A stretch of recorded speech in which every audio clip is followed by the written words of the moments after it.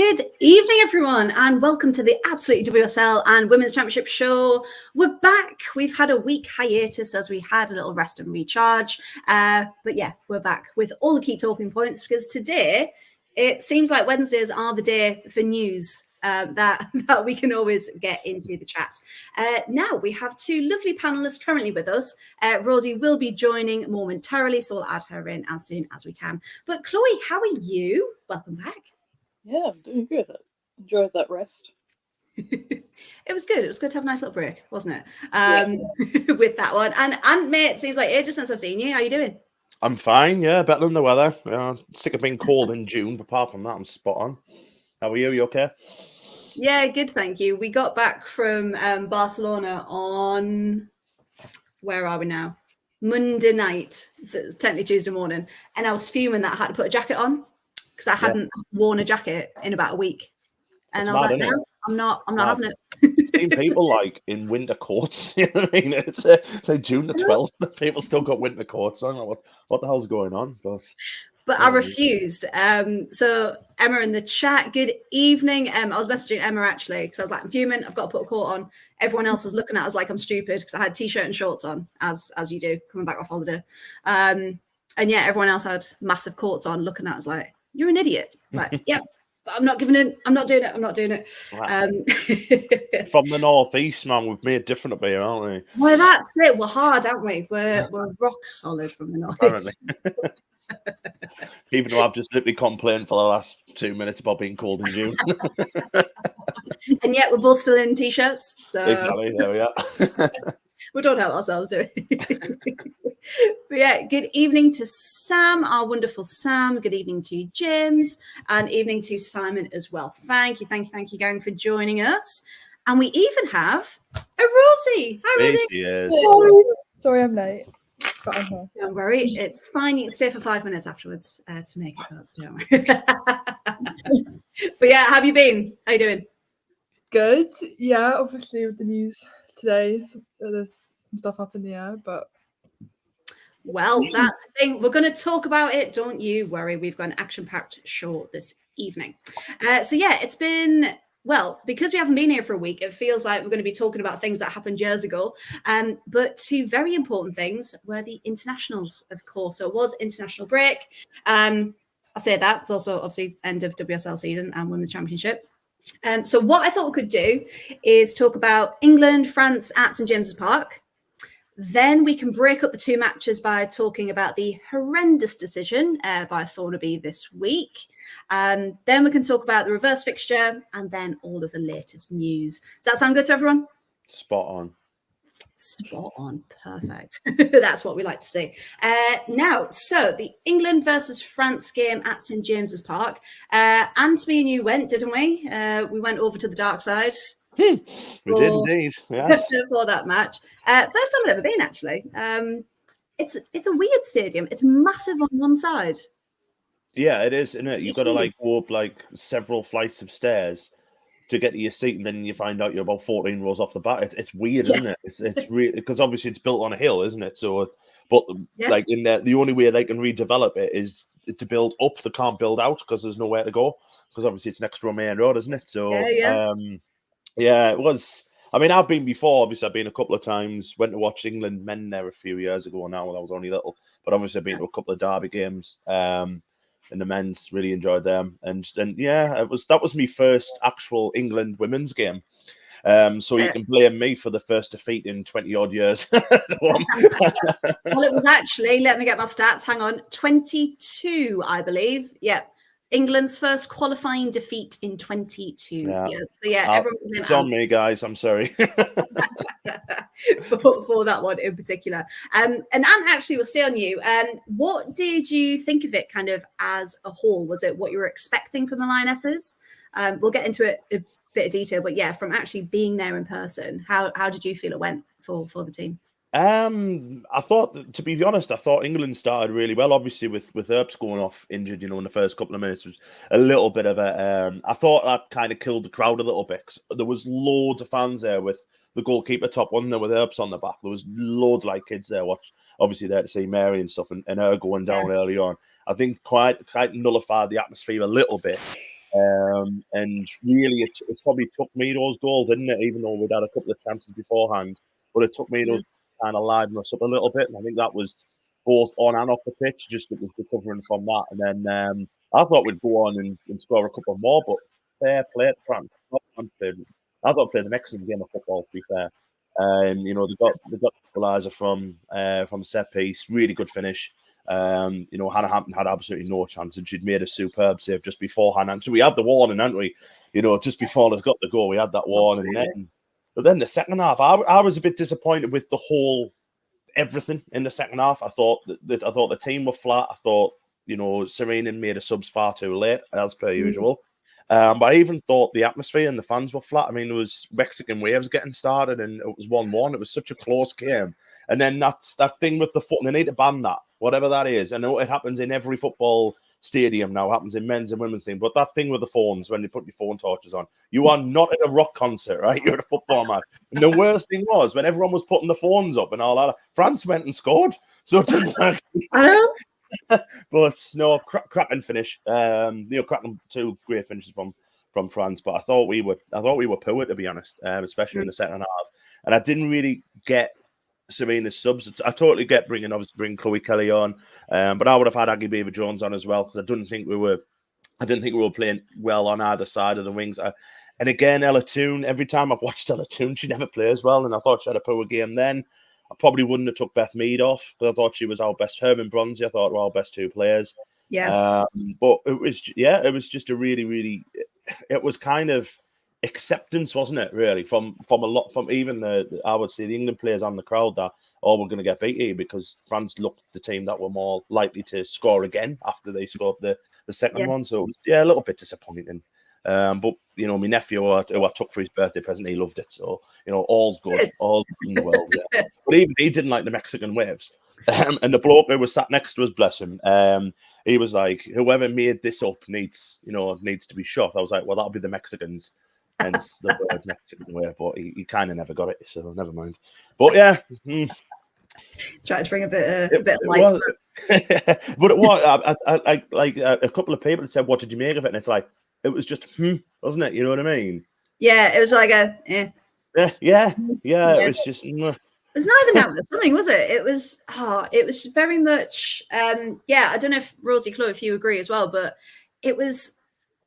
There was nothing in it. It wasn't like a qualifying match. It was like a friendly against, no offense, like Bosnia.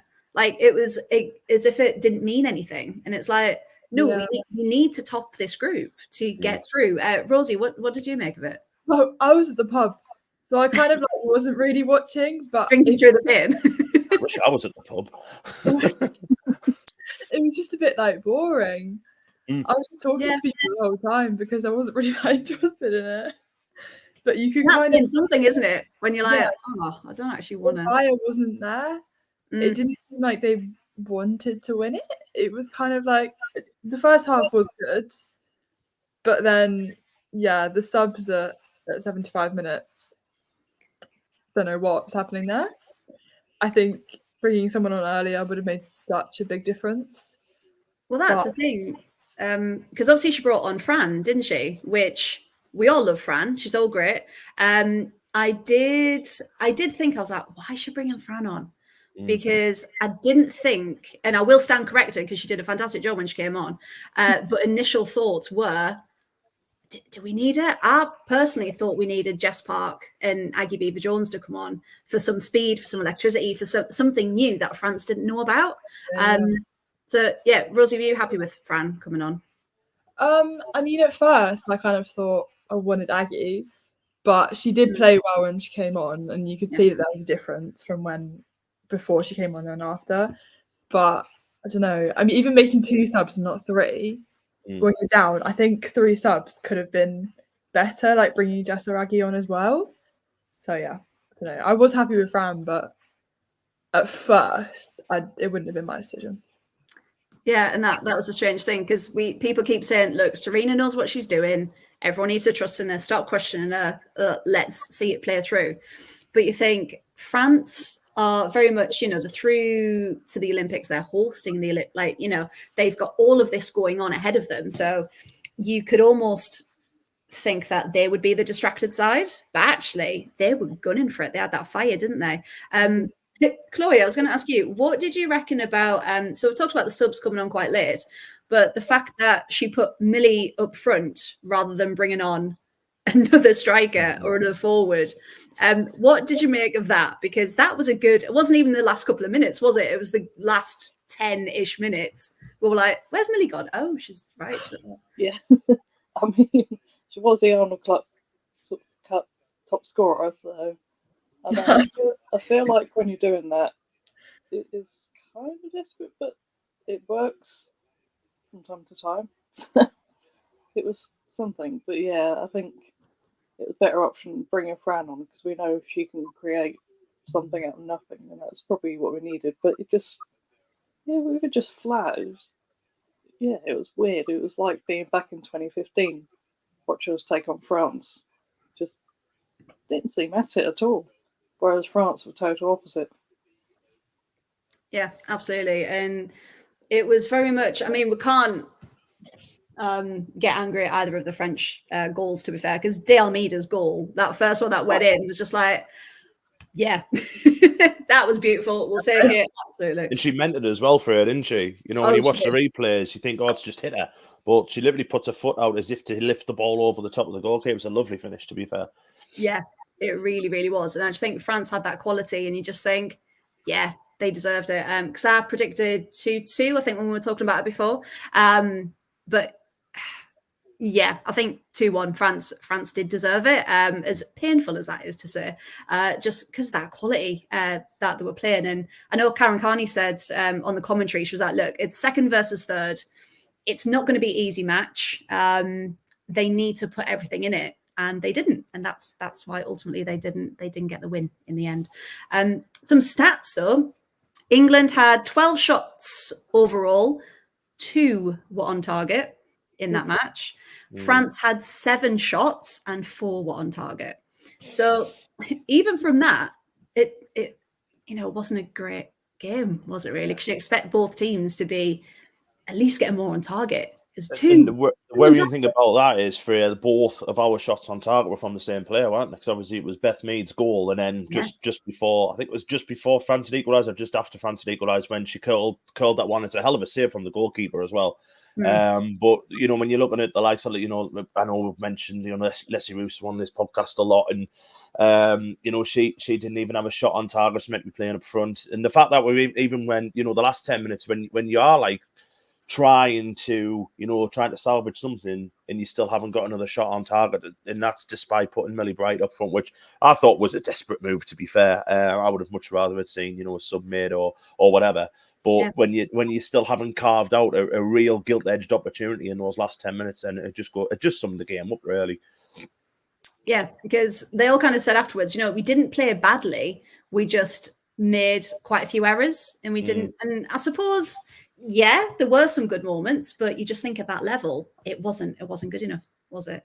With that one, I did want to ask though, Rosie, why was Jess Carter higher up the pitch than all the forwards? Well, no one back, right? So I thought no one else was doing it. I'll do it. She was going on an adventure. She's going on an adventure, yeah, absolutely. Lucy's off on one side, she's off on the other. But no, you're absolutely right. If no one else is doing it, step into the gap, and there you go, push up, yeah. Because at one point, because I was, sorry, what were we going to say? I normally think Jess Carter's better at centre back, but we don't have Neve Charles at the moment in the England squad. Yeah. So I think it made sense to put her there, and I thought she had a brilliant game. She was creating everything when no one else was. Yeah, no, and we talk about it all the time, don't we? Jess's progression the last couple of seasons in particular has been phenomenal. She's gone from someone with a lot of potential but inconsistent to someone who actually she's a rock almost. She's consistent, she's there, she's incredibly strong and physical, and we rely on her, don't we, to get a job done. But I remember so my seats I was towards the goal, so I was like right straight forward, I remember looking and thinking, I can see one French defender and Jess Carter. That's it. In that thing, I was like, that shit. Where's Russo gone? Because in that game, again going back to Russo, she just couldn't do anything, could she? She was just completely marked out of the game. And we're going to talk about the second one in a moment. And it feels like it completely switched. So we had the news that Lee Williamson had kind of pulled them all to one side and gave them a good talking to and reminded them, you know, who they are, why they're playing. Chloe, do you think they needed that? Needed a bit of a talking to?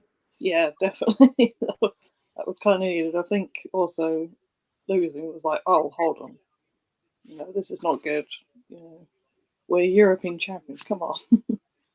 It'd be embarrassing not to qualify for it. So, yeah, that definitely shook them up.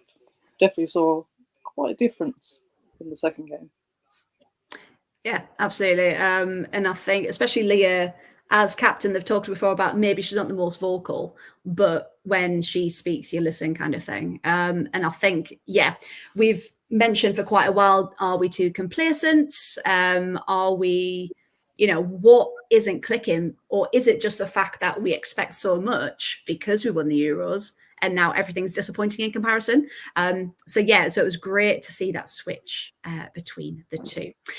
Now, before we talk about the reverse fixture, France versus England, we wanted to talk about some other breaking news this week, and that's to do with Thornaby Football Club, and especially Thornaby women.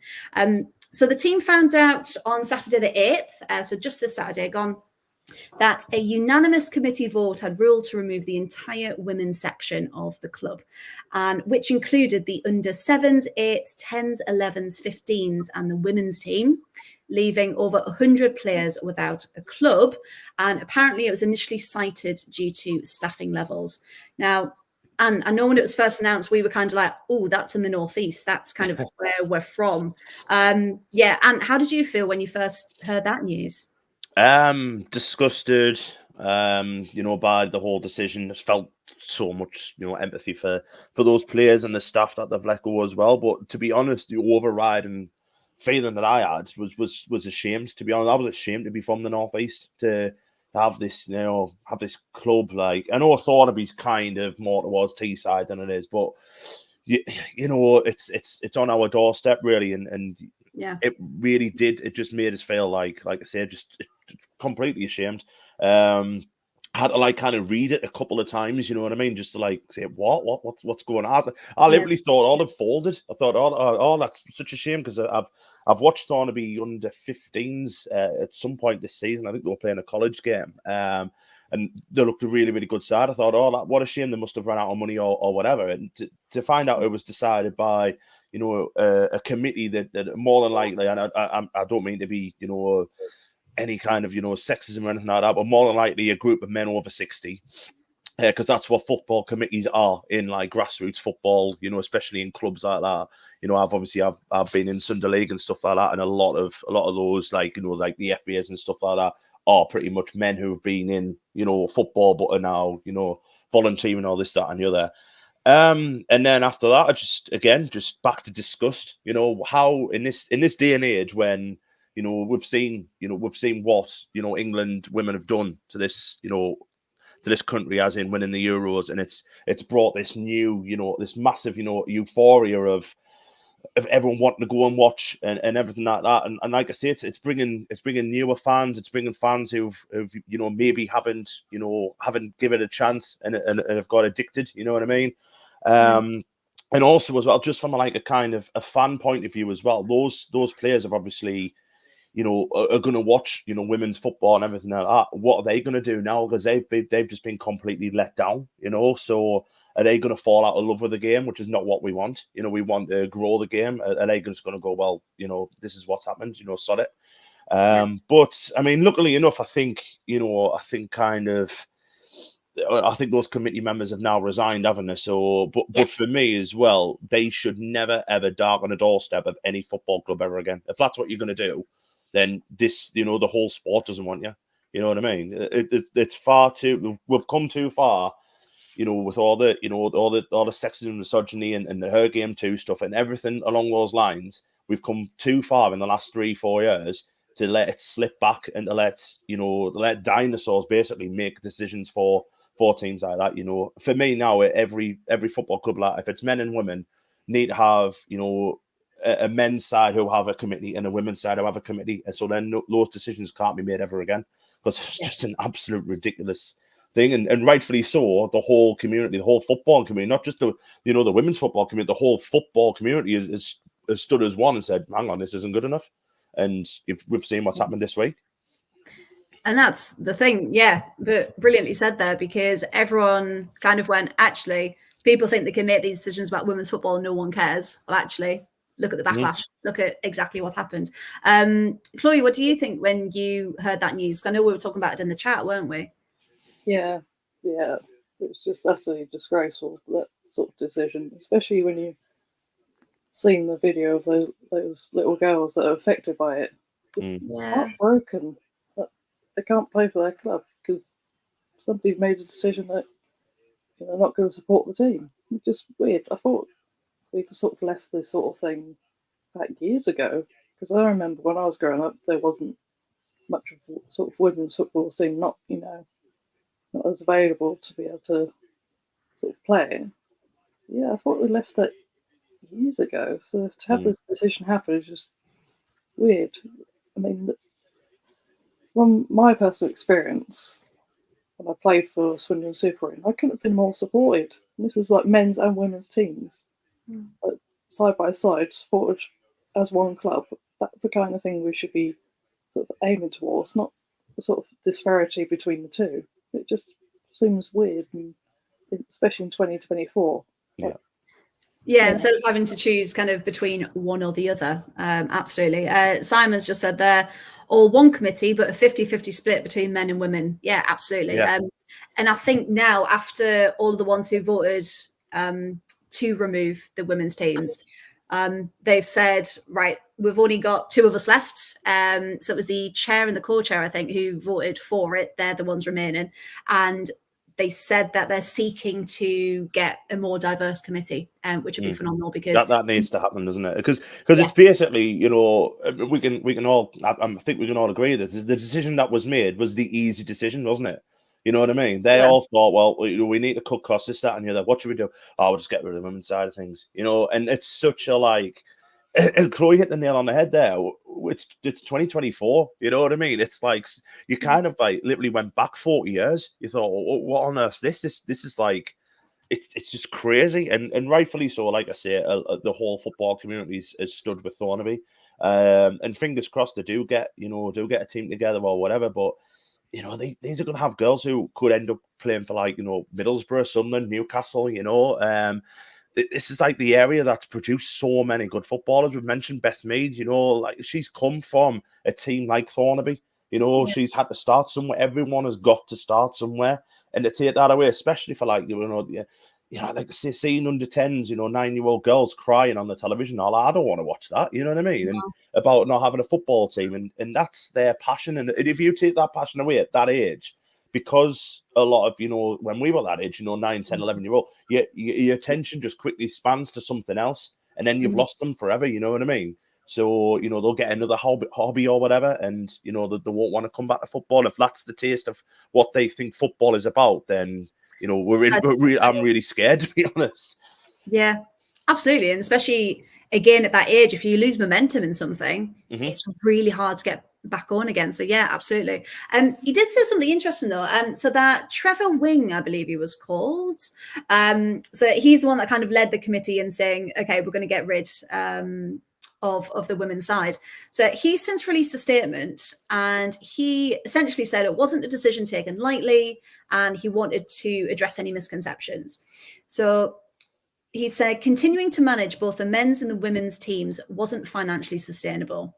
The men's team was established in 2000, so the difficult decision was made to prioritize its continuity because it's been going longer.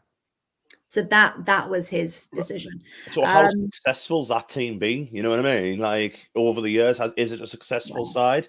I don't know. I've got to be honest. I don't know. I don't follow Thornaby at all. But like I said before, I'm sure the under 15s or the under 18s had won a tournament. They'd won like a trophy this year or I'm a cup sure they've final been or in whatever. So, finals and things. Yeah.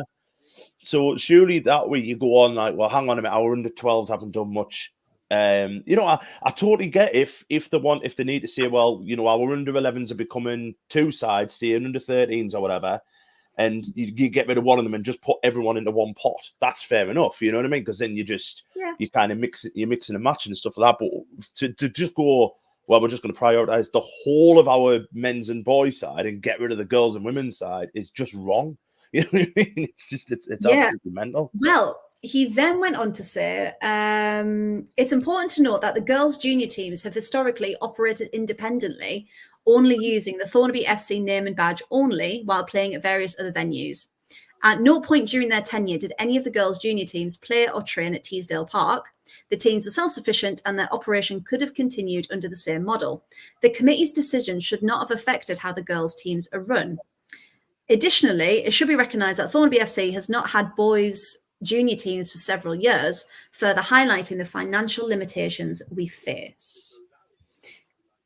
So what do you think about that? So he's now going back and saying, oh, well, actually, the committee shouldn't have had any bearing on the football team, but surely the committee are in charge. Rosie, what do you make of this whole situation and his further comments? Are they clarifying anything or just confusing it, do you think? No, I mean, the fact that the question was even raised, should we get rid of the women's side, is just not acceptable. Why was there a vote in the first place? Well, yeah, why was that the only option? Yeah, because he's saying it's been like a long process, but was that the only option? I mean, because there are like some blurred lines there, but at the end of the day, you voted yes or no. That's a binary decision. I mean, yeah, there are factors that are going to go into that, but you voted yes or no. Like the fact that that was even had in the first place is just kind of shocking. And also, you see, I mean, grassroots clubs are so underfunded, but you don't see people getting rid of just half the club.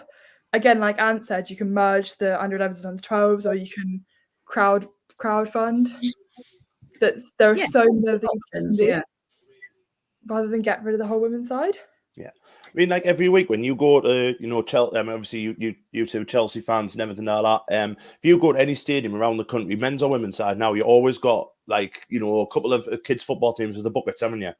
But to try and raise some money, everything like that, you can do raffle tickets, football cards, you can do all sorts. So many things and they're at Thornaby, which is about a 10-minute drive to Middlesbrough, which has got Riverside Stadium, which holds 36,000 fans.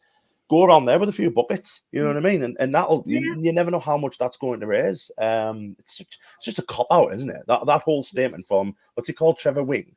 Trevor Wing. Yeah. Well, his wings are being clipped, haven't they now? Because obviously he's, But I mean, I remember putting that out. He's just a coward, and he's just probably a lonely old man who's made that decision to try and feel a little bit of power because he's a committee man, and it's just completely and utterly bit him in the backside, hasn't it? So, but it's just a coward. It is a cowardly decision of a bloke who's probably never watched a game of women's football in his life. And he thought, Well, his next comments were, throughout my career, I have actively promoted women's football, serving as a coach, secretary for Middlesbrough Ladies, and as a representative of the FA Women's Committee. I remain dedicated to supporting and promoting women's football and hope that the community will continue to support Thornaby FC through these challenging times. So apparently he's a massive women's football advocate. Okay. I don't want to say anything to get us that because it might get us into trouble. It just doesn't sit. It doesn't sit right that way. No. yeah, pretty much. Yeah. I'm not calling you a liar, but I'm not calling you a liar, but we can make like a dot to dot with all the holes in the story. Thank you very much with everything that's going on. But the thing is, so interesting, kind of what you said about the fact that they've got their own model. They're essentially independent from the club. They're only using the name and the badge. So fingers crossed, that means there's a really good way to maybe start their own committee, start their own identity, and then have a completely new name, new badge, new club, this new identity of just them, and they can grow from that. So fingers crossed. I don't know, maybe this was, I mean, it's horrendous and should never have happened, but maybe it's been a push in the right direction to actually have like a rejuvenation and a new lease of life for the team. And now they can start and do things their own way and not rely on a committee that clearly don't have their best interests at heart. So we wish all of those girls who've been affected, because I know a lot of people have reached out, including Beth Mead, actually. She said she wanted to send a signed England shirt, which is really good of her. I know Durham have said that they're going to welcome them to a game next season. It's like a token of, keep your faith in the game and things like that. So the support and the reaction from everyone in the women's game has been phenomenal. And it just shows that people do care about women's football, and we're only going to get louder. So if anyone still is not on the bus, as Alex Scott rightly said after the Euros, then you need to get on it or just get out of the way, really, to those people on the committee. Perfect. Anyone have any more thoughts about that before we move on? I think you've nailed it, to be fair. Yep. Thank you. I'm here every Wednesday. Okay. Apart from last week. Okay, so the next thing we will talk about, so we're going to do the reverse fiction out, so France versus England. Now, going into this then, Chloe, how do you think England were feeling going into this one and how France were feeling going into it? So do you reckon England, without knowing what we know about the match, kind of their feelings going into it, who really wanted it and who thought they could win it, do you think? Yeah, I think France probably went into it like, oh, we beat them. Yeah, why not try and do it again and really sort of put them in the mud? And I think England would have been a bit like, oh, we need to do something here. We can't lose again because, qualification would be quite difficult if they had lost again. So, yeah. Yeah, because France, obviously, home advantage. We know, we've seen from the Euros how much a home crowd can really push you through, push you forward. So we get to it then. It was a 50th cap for Ella Toone. Wendy Renard is officially the longest serving captain for the French side as well. She's phenomenal, Renard. I think she gets taller every time I see her. I think she's got to be at least 10 foot tall now. There was a quite a funny bit on the commentary. I was watching it earlier again because I was in Italy when this match was on. So I didn't see any of it. So watching it back, and the commentator said, oh, Stanway went up against Renard and lost. And it's like, aha, because Georgia Stanway is down here. Wendy is like, I don't think anyone, maybe Millie Bright, could maybe win just through pure physicality. But yeah, no one's really winning. I've just looked up. She's 6'2". That is insane. Yeah, she's mad. Her and Justine van Havermaet, and I need to see that. I need to see that pairing because it would be in the best possible way, just two giraffes, just like, and everyone else would be like the children on the pitch, just like running around their ankles. Like, you can also search up Wendy Renard and Frank Kirby because just looks tiny. Yeah. All of us are Fran Kirby in that picture, just like looking at. I'm 6'2". You're 6'2". I beat Renata. Apart from I couldn't head. I was terrible at heading, even though I was tall. I was terrible at heading. So she probably would. Aim for hand. No, don't. Yeah, no, don't. I'm 6'5" then, actually. Yeah. I'm 7 foot when I stand on a couple of boxes.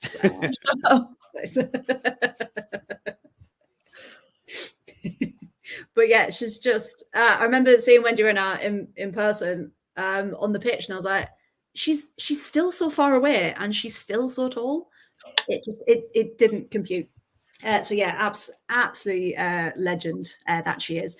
Now, when it came to the lineups, we all kind of went, right, come on, Serena's got to change something. She's got to, pull something out of the bag. She's going to do, she's going to look at her options. Now, France made 2 changes. We just had the one, of course, Hannah Hampton in for Mary Earps. Rosie, where's Alex Greenwood? Why does Serena not like her? It baffles me. Leah Williamson and Millie Bright right, we had this great centre backs. It's about partnerships because Yes. you have to be able to read each other. You have to be able to know about I'm going up the pitch. You need to stay back. It's about that pairing, and that worked in the Euros. Yes. But that was 2 years ago. So both have been in and out of the squad. And you need someone like Alex Greenwood or Jess Carter in the centre who is a staple, who has been there over the past 2 years. Yeah. And it just, I don't know, grinds my gears. When obviously Leah and Millie being back is great, but I think you just need to sacrifice one of them for Alex Greenwood. Well, the fact is, neither of them are fully fit either. Exactly. And you can tell. I mean, they're both phenomenal. Yeah. If you want to have one of them on the pitch, for that leadership, the captain, fine. Yeah. But both of them at the same time, it's too risky. When they've both been out, it doesn't make any sense to me. But... Yeah, and it's hard because you can argue and you can say it because it's true. Alex Greenwood had the best season out of all of them. So if anything on merit, regardless of anything else, she should be up there. Chloe, what did you think about that starting 11 when there was only the one forced change? Yeah, I saw that. I went, oh, help. I was like, oh, this is going to happen again, isn't it? But we were surprised. So, yeah, clearly. Well, yeah, it goes back to in Serena we trust. But yeah, I think it's frustrating as well because we see teams like Barcelona, like Chelsea, and there's always, they can make 6 or 7 changes to the starting lineup and it doesn't impact the quality because they're so used to playing with each other and they're so used to not having a set lineup that they can just come in and pick up and make all these different partnerships because they're so used to it. Whereas it's so hard now for anyone else to get any game time because there's no change at all. They were talking about, Grace Clinton, Jess Park, etc.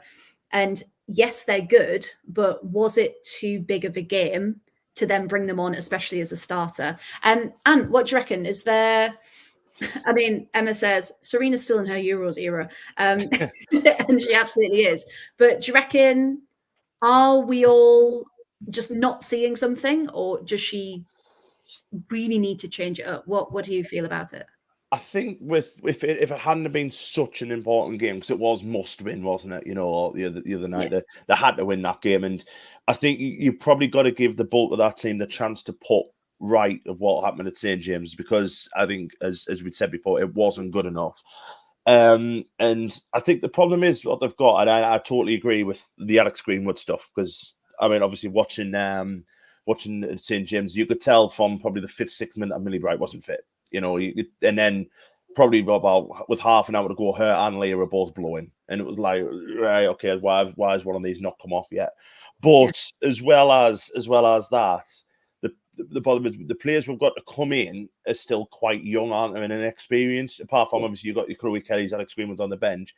Still a bulk and Frank Kirby, still a bulk of that haven't played that many international games. So she's kind of stuck between a rock and a hard place at the minute, where you're kind of like, oh, we need to make these changes, But then in that huge game there, she was quite justified because of what happened in the game.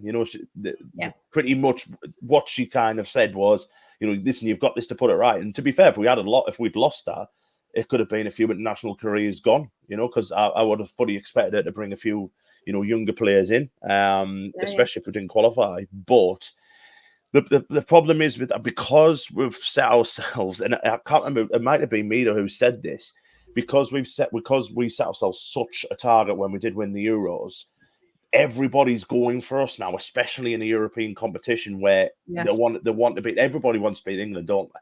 You know what I mean? It's literally that. It's that target now that we've got on our backs, and I think that's been the issue with England since that.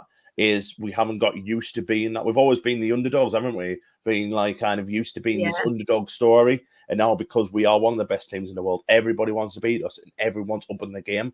So it's something that she does have to work out, though, to be fair, is how we are going to, especially with it did get proven on that game, to be fair, but they are going to be teams who do, kind of play us not to lose.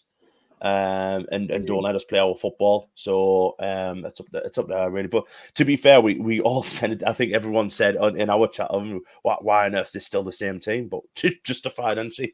I know. Just when you're like, right, we're gonna, have a good rant about this, you're like, oh, actually, she won the game, fine. But no, you're absolutely right. It gave the players a chance to kind of redeem themselves, didn't it? And put right those wrongs. And even, Georgia Stanway, I think on at the end of the match, she said, you know what, we didn't play badly, but we knew what we had to change. We went away, we really looked at it, and we just went for it. And we knew what we needed to do. We knew which spaces we need to move into. And it's almost like they had a new lease of life, especially in the first half anyway. So if we look at some of the stats, they started much better, much faster. I mean, within the first couple of minutes, I think Tooney had a shot, didn't she? And she just couldn't get the power behind it. So it was quite an easy save for Perrault Magnan.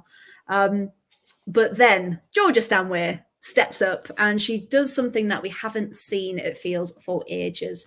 Rosie, what did you think of Georgia's goal? Muted. I'm on mute. Yeah, it was good. It was a Georgia Stanway goal. You just look at something like that and you say, yeah, that was Georgia Stanway. But I mean, she hasn't been that consistent in goal scoring in the England setup like recently. But with the goals that she scored in the past, that was definitely up there. And you could tell she was like, yeah, that's what I needed to do. And she was even saying she was kicking herself for not doing it the second time with the almost identical one as well. And I think that's who we see for Bayern Munich all the time. And you're right, it's that consistency within England, isn't it? Because again, it's St James's Park.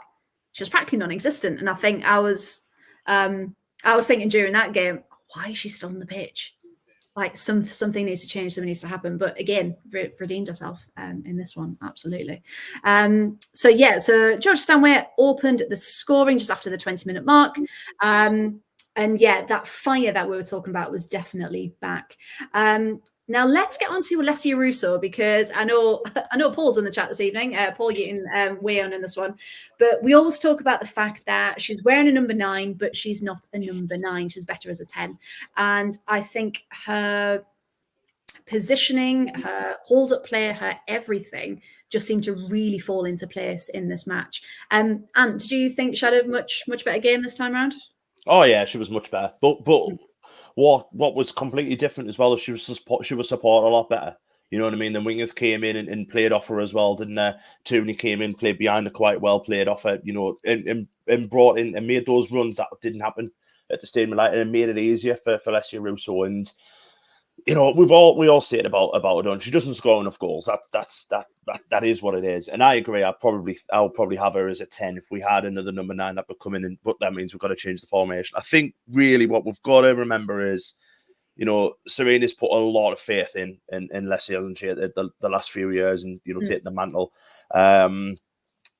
It hasn't quite worked, I don't think, yet. But I thought against France, I agree with everyone about the whole game. I thought she was poor. But I thought in the away game, I thought she was absolutely fantastic. It was a proper centre forwards performance, apart from getting a goal, obviously. But just a really, really good all round centre forwards performance. And I think we just need to maybe trust her a little bit more and get the players to play, like I said, play off her. Make those runs, make it easier for her, because it's quite difficult when you are a lone striker having 2 defenders on you, because you haven't got any space at all. So that's what it needs, those those other attacking players to make her the space. So I thought she was a lot better, to be fair.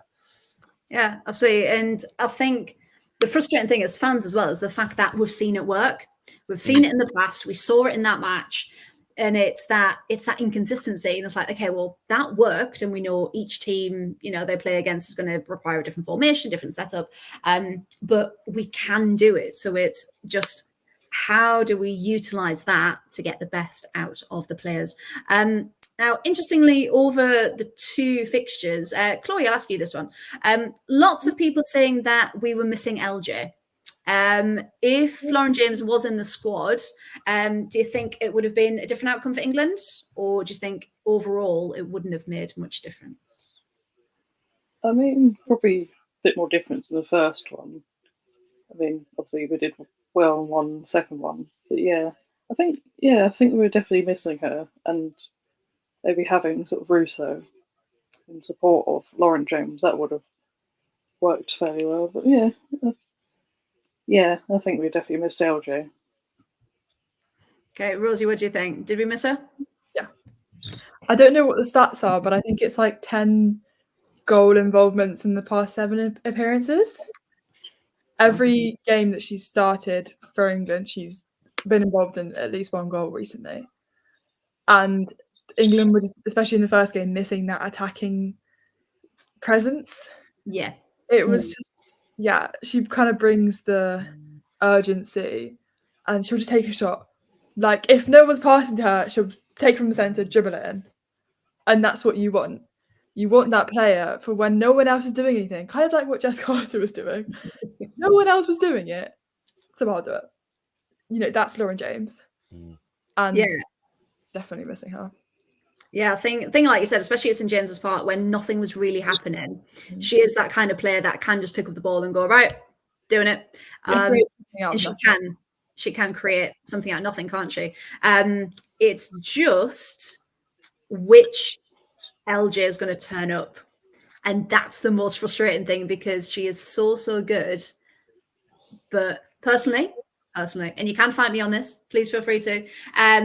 It's just that consistency isn't there yet, personally, for me with that one, because she is so good. She is so talented. It's just like you said, that consistency. But her stats, like you said, don't lie.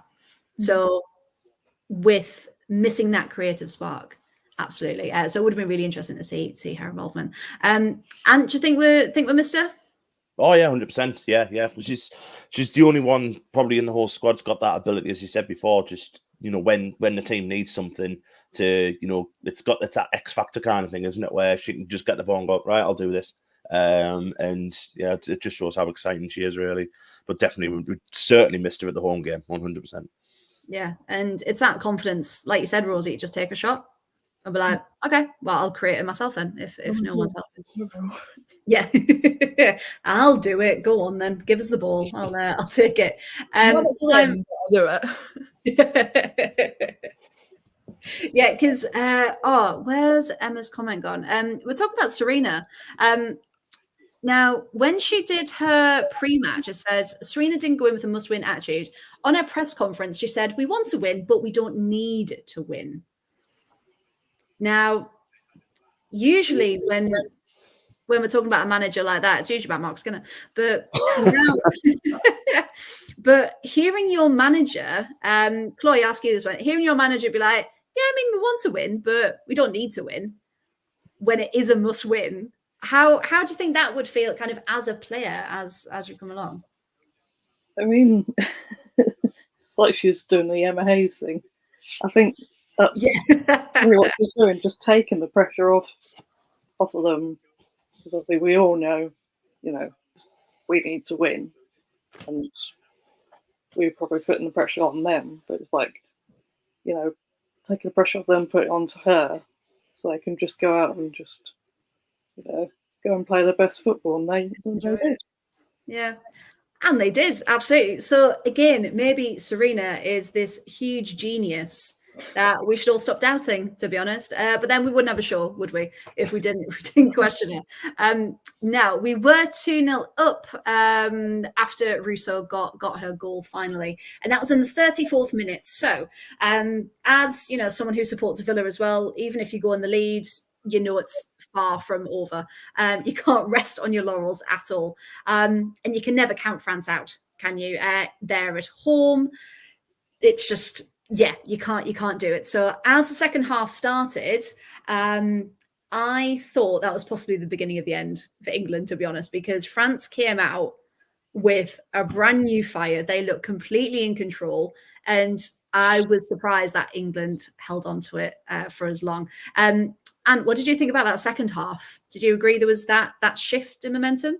they came out and did what I expected England to do with St. James, to be fair. They just came out and just absolutely, they knew they needed a few goals and they just dominated. And they were superb, though. Nice, quick, into playing football. Really, really nice to see. And I think, to be honest, England have got, Hannah Hampton to thank for coming away with all 3 points. Thought she was outstanding in that second half. Made some very, very, very good saves. And she's, to be fair, Hannah Hampton, I know she's had to be very, very patient because obviously we've got Mary Earps as our goalkeeper, but it's quite difficult, to come on. It's probably the worst position to come on and, really have to be the difference maker, because if you make a mistake in goal, it's going to be a goal, isn't it? You know what I mean? There's no real, second chances. But I thought on both of the games she was outstanding. But yeah, I mean, I agree with you.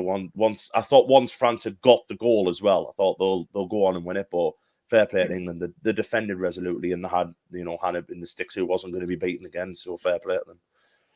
Yeah, because the commentators all kind of said so. Ian Wright and Cameron Carney, they were very much saying, well, actually now they've got that belief. Of course, Mary Earps is phenomenal, but Hannah Hampton is much more confident with the ball at her feet. Yeah. And her distribution is so much better. Personally, I think so. And you feel more confident with her in goal. And again, from a Villa perspective, safe pair of hands, never had any doubt when she was in goal. Rosie, how did you feel about that second half? Did you feel that France came out with that fire and that's what impacted England, or were England tiring by that point, do you think? I think it was probably a bit of a mix. Yeah. I mean, as Ant said, England in that first game should have had that fire. They should have thought, we're behind, we need to come out strong, we need to attack here. But you could see that in France. They could see that they were disappointed with themselves. They could see that they obviously didn't behind, but they had that urgency, and I'm shocked that England didn't concede that. But always trust Hampton. Exactly. And however, talking about conceding, Leah Williamson, normally our absolute rock at the back, left her leg in, didn't she, when she went in for a tackle? Why did she do that? And of course gave away the penalty. But then that wasn't it was horrendous. Didn't need to be done at all. But we then got yellow cards for Tooney and Lucy Bronze for, I believe, arguing with the ref and not getting out of the way of the penalty spot. Did anyone else see that? Yeah, that was weird. I thought there were quite a few yellows in that game. So England got 4 yellows that game. Yeah. Yeah. I don't know, that's not like England. That's not typical to be that kind of, not really aggressive, but kind of. I thought maybe Chloe Kelly could have gotten a red there. Got away with that. Because she got a yellow for being queen of time wasting again, didn't she? And bad tackle. But I don't know, yeah. was it worthy? Glad it wasn't. Yeah. Well, that's the thing, isn't it? And you think, because I think Chloe Kelly got that yellow for time wasting in it was the 82nd minute or something. So it wasn't even that close to the end of the 94th minute of 95 minutes. There was still a long time to go. So yeah, could you imagine if she then got that second yellow into a red and you just danced yourself away from a 2-0 lead to possibly losing? There's just no need for it. And yeah, as Emma rightly said, ref was giving out cards like it was Christmas. Not as bad as the City Chelsea game, of course, where everyone got one to take home with them in that match. You mentioned before, Freya, though, the penalty, and you went, why, from Leah Williamson? Could she not fit? Pretty much. It was a tired tackle, wasn't it? It was a tired tackle. Yeah, it was a tired, and you don't want to use the word sloppy, but oh, sorry, Rosie, what were you saying? What did you say? Because I think I said the same thing. I was saying I don't want to use the word sloppy, but it was sloppy. Yeah. I was sloppy. There we go. Yeah. When you're that tired and when you've not really been on the pitch much. Obviously, she's been playing for Arsenal, but not had that game time. Careless mistake. Well, it's physical fatigue. It's emotional fatigue as well, isn't it? Mental fatigue. You're playing in these high pressure games. Yeah. And it kind of makes it with being the end of the season as well. These games have been after, a long, hard season where obviously Leah has, had injuries and everything like that. and you automatically, obviously these are professional footballers, but your brain is going to be ticking off saying, I'm on holiday after this. I can go away, I can get fit, I can, go and relax and stuff like that. So your mind's probably, although, like I said, professional, the focus and everything like that, your mind is going to be thinking, get this game out of the way, and then we can go and enjoy ourselves for the next couple of months. So, but it was just, I think sloppy just sums it up. Yeah, it was just really silly. Yeah. And you could just hear everyone just do a resounding like, oh no. Because it does, doesn't it? It takes one goal to give France that idea of, we can get back here. We could get a point. We could get something out of it. Because 2-0, you could come back, but it's harder. But when you're only 1-0 down, then it's so much easier to picture that coming back. And to be fair, France, again, that second half, they played some really, really lovely football. So yeah, I'm quite excited to go to them in the Olympics. Actually, I think they're gonna really smash it with it being a home tournament. Now I've asked you that. Now we've got 2 home games left, and I made us a little table. That's quite nice, isn't it? So we've got France, Sweden, England, Republic of Ireland. Now, so France, if they'd have won, they would have gone through automatically, top of the team, top of Group A. Now, it's between us and Sweden, with Sweden on a better goal difference. So we face Republic of Ireland first, who unfortunately have been relegated from League A. They're now going back into League B. And they're in the playoffs. Now, we face them first. Sorry, yeah, we just said that. And then we go away to Sweden. Okay. So realistically, looking at those points, if we win, well, both of them, of course, goal difference is obviously going to be a key part as well. Now, we've mentioned Lauren James and her injury. Have we got a date for when she could be back? Have they told us anything about how long she's going to be out for? I've heard it should be July. So she should. That's not like gospel. I've just heard that. Now we're not claiming anything. We're claiming. Don't blame me if she's not. Yeah, hopefully she is back, because we do need some goals. We need that difference. Chloe, what do you reckon? Have we got a good chance of winning at least one of the next 2 games? Maybe a win and a draw, or what do you think? Yeah, at least one. Sweden are a bit, I don't know, it's a bit of a bogey team. We can sort of beat them, we can also just not do so well. So I think that will be the ultimate one to watch out for, how well we do against Sweden. I think we know how well we're probably going to do. Probably. Try not to jinx it. Yeah, it's hard, isn't it, to predict, because we'd probably go into it and think Republic of Ireland are going to give us a fight. We know that, but we have been successful on the whole in the past. But Sweden's the one where we really need to turn up and do it.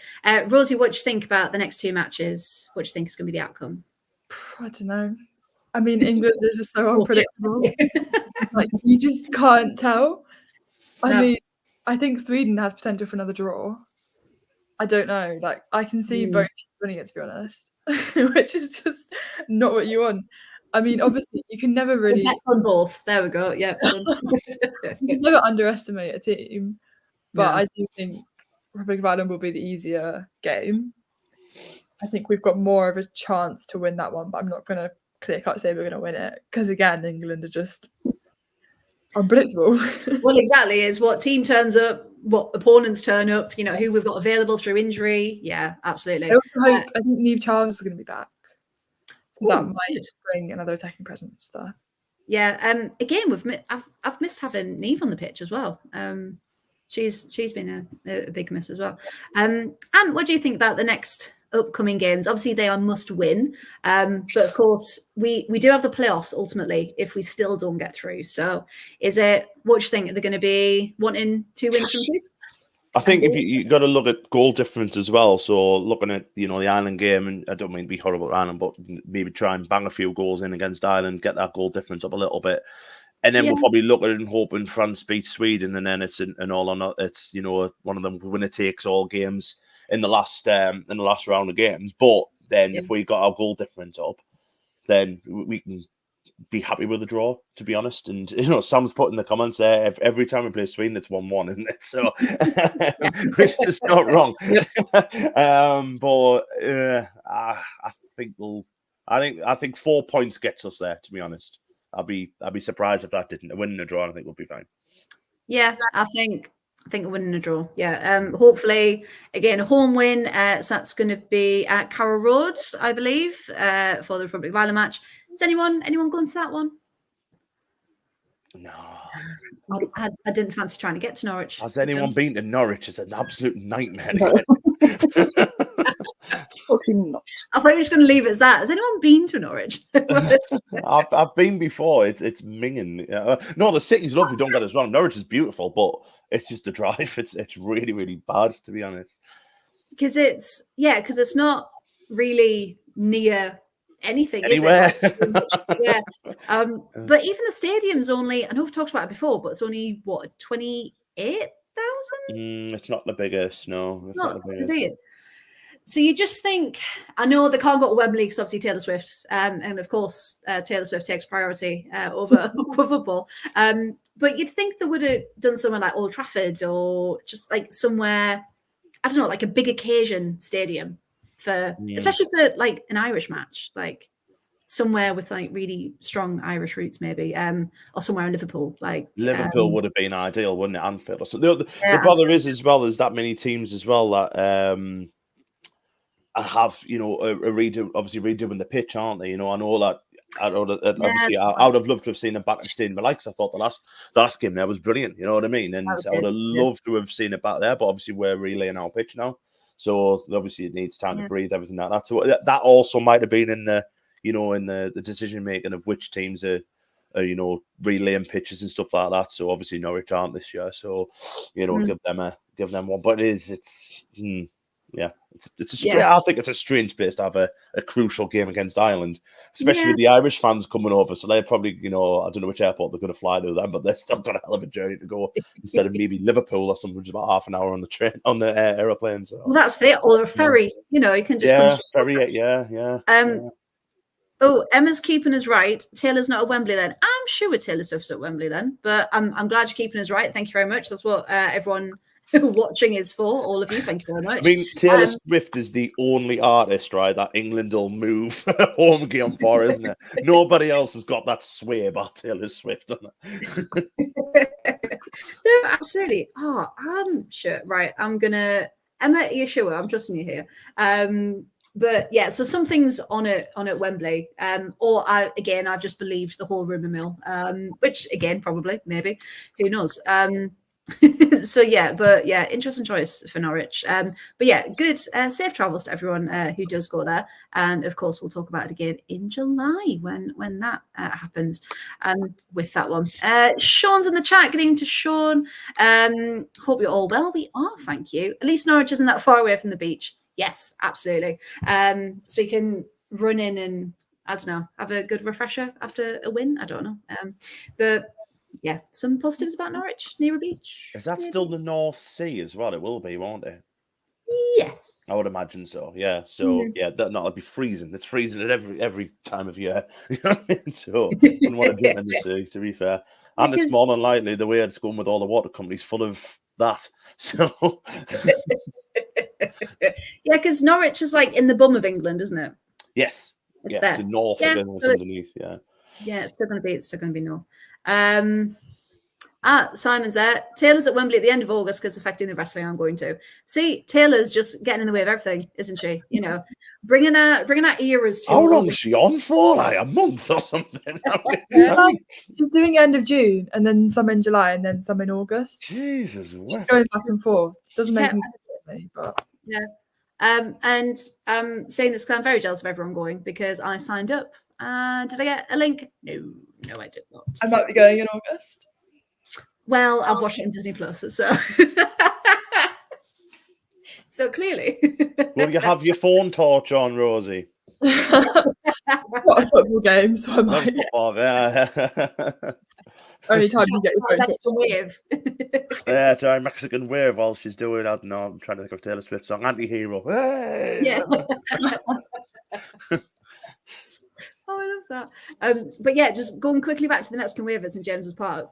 It was the actual the band who was starting everyone off, and I'm like, no, you're here so we can sing the songs.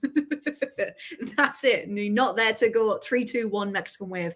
But yeah, then people were booing. That was the thing I didn't like. People were booing when the Mexican wave stopped, and I'm like, we're not here for the Mexican wave. We're here for the football. Yeah. What? Yeah. I mean, I don't mind one. Say if you've won the league or something, the last game you win the league, do a little bit of Mexican wave, but not when it's 1-1. And even then, even when France scored the second goal, they were trying to do it again. Like, wow, what's this? Didn't like it. Yeah, no, absolutely right. And you just think there's a time and a place for a Mexican wave. Hopefully, there's a 1 of 100 chance where that's allowed, and it's not now. Not in a game that means so much, and like you said, not when it's 1-1. Oh, Chris has done a good question. What about time we had Lionesses game at Villa Park? Yeah, right in the middle. Good for everyone. Birmingham Airport, really close. Like that would have been a really good one. Yeah. Chris will campaign for next time. We'll get it at Villa Park. Emma, you're no longer a friend of the show. I'm guilty.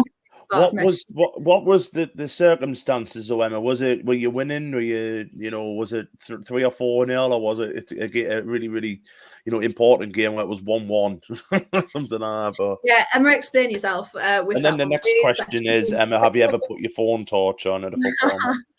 Yeah. Yeah, because they did that thing, didn't they? They were like, download the app and you can be part of the pre-match light show.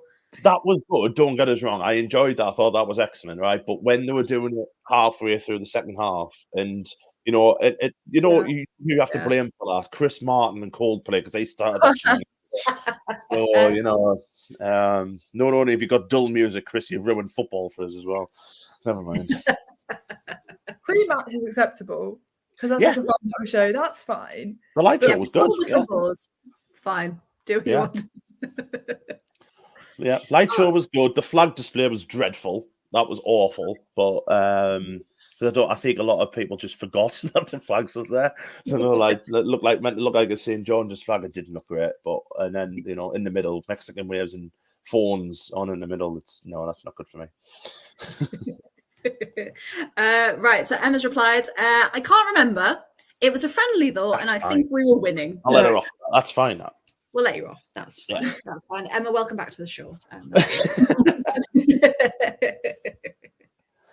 But yeah, it just, not about a Mexican wave. Some stats for that one though, for the France versus England. They both had 13 shots, so they increased their shots. France only had 2 on target for the whole match, whereas England had 6. So England overall stats wise did improve. But again, still 13 compared to 6. And 4 yellow cards was the official stat there as well.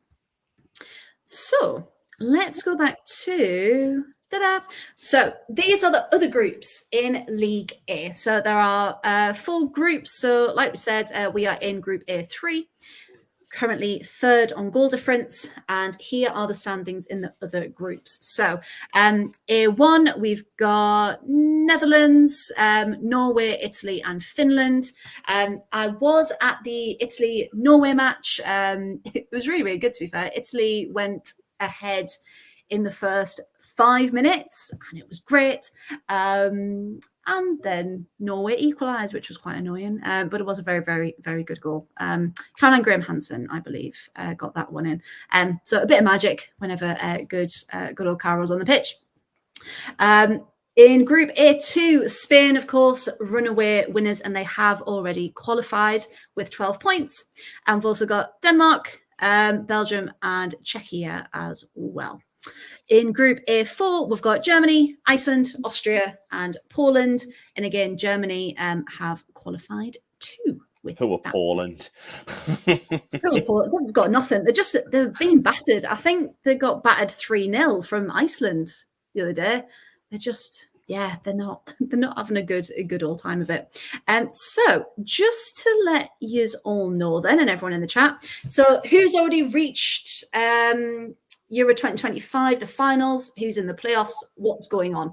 Because if you aren't too sure of the league and what's happening, it can be a bit confusing. So confirmed final spots then. We've only got 3 so far. So we've got Germany, Spain, and Switzerland, who are the horse. So they get an automatic pass through to the final. Can still earn direct qualification. So the top 2 from every League A group can go through automatically. So Austria, Belgium, Czechia, Denmark, England, Finland, France, Iceland, Italy, Netherlands, Norway, and Sweden can still go through. Confirmed in the playoffs from League A are Poland and the Republic of Ireland. Confirmed in the playoffs from League B, Croatia, Portugal, Scotland, Serbia, and Wales. And confirmed from League C is Albania. Okay, so I believe, and again, if anyone knows better, but I think I'm right. In the playoffs, it's over 2 legs as well, so you get a home and away, and it's the next 2, 4, 6, 8. I think it's another 8 teams can go through. 6 or 8 teams. So even if England do fail to qualify, if we finish 3rd in the group, we do still have the playoff places to still have a chance of getting through. So I think I've got 99% hope that we will get through at least. Rosie, have you got a feline friend that you'd like to introduce to the pod? Yeah, I'm hoping she doesn't step on my laptop. Yeah, if Rosie disappears, we know why. She's already made her debut on the show, but she was sitting behind me the whole time and I couldn't not bring her on. So I say, is she as vocal as Nancy? No, but she was meowing earlier, so I had to get up and open the door. But not as much as Nancy. Because she's like, let me in, I want to be part of the football talk. Yeah. Perfect. Perfect. No. Like I said, here all week. I love it. Good. Okay, perfect. So that is all of our international news. So the last part of the show, I say this as if it's going to be quick. There has been so much latest news happening this week, and especially today. And the first one we're going to start with is every single journal on Twitter talking about Sam Kerr. Now, all at once, about 10 different journalists who we all kind of trust and follow, all said some variations of major Sam Kerr news happening tomorrow. So, Chloe, what do we think it's going to be? I'm hoping it's going to be a contract extension. But what do you hope it's going to be? Yeah. I hope it's good news. That's all I'm saying. Yeah, so we hope and praying it's going to be a contract extension. Rosie, are you there or have you frozen? I'm here. Am I frozen? Yeah. Yeah, you look really happy though. Of course, you changed the background. Brilliant.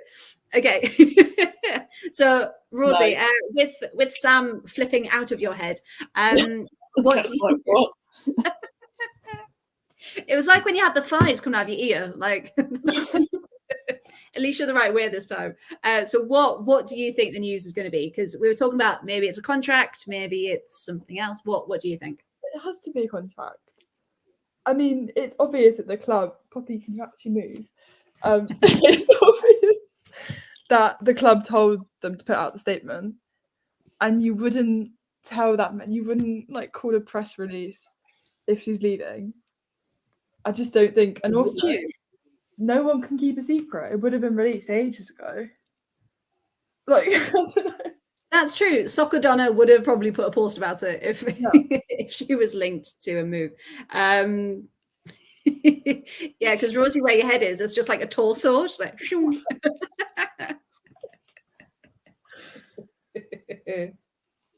yeah, all of it. Yeah, even Simon says new contract. Yeah. I mean, Charlotte Harper from The Athletic probably put the best one. She said something along the lines of Sam Kerching. Okay. So we think money could possibly be involved. And what kind of really weird, silly sponsorship deal do you think Sam's going to be involved? Oh, God. You're asking we've got like You're Alicia Lehman's asking like teamed up with Prime. We've got the Lego lot at City and United. So what could Sam do? If it's involving money, could it be a contract or could it be something sillier? I'm hopefully going for the silly version. Foster's Shandy.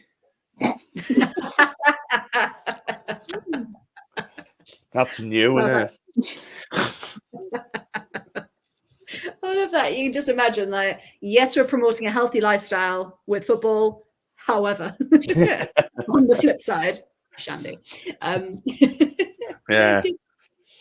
Hey, Drink if Arsenal can team responsibly. up with Camden Town Brewery, then Sam can do Foster's Shandy if she likes.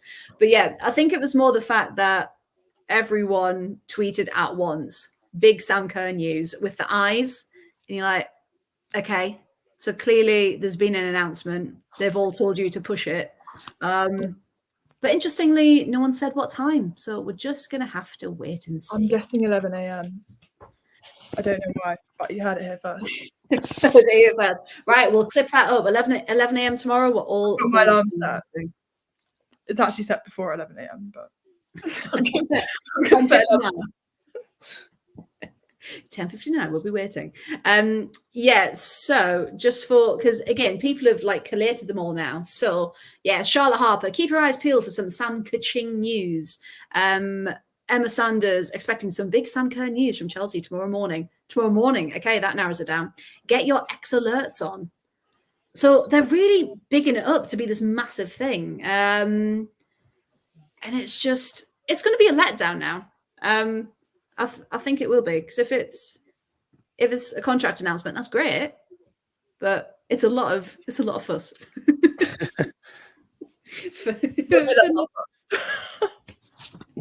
What did you say, Rosie? it won't be let down for us. I think it would be the contract plus like the most expensive contract ever for a women's footballer. And that's why it's big. Yeah. And that's why there's money. Yeah, okay. I'll let you have that one. Yeah, okay. Is yeah. that okay? So accept that. Yeah, I'll allow it. Yeah, I'll allow it on the show. That's fine. But speaking of, I also sent in the group as well.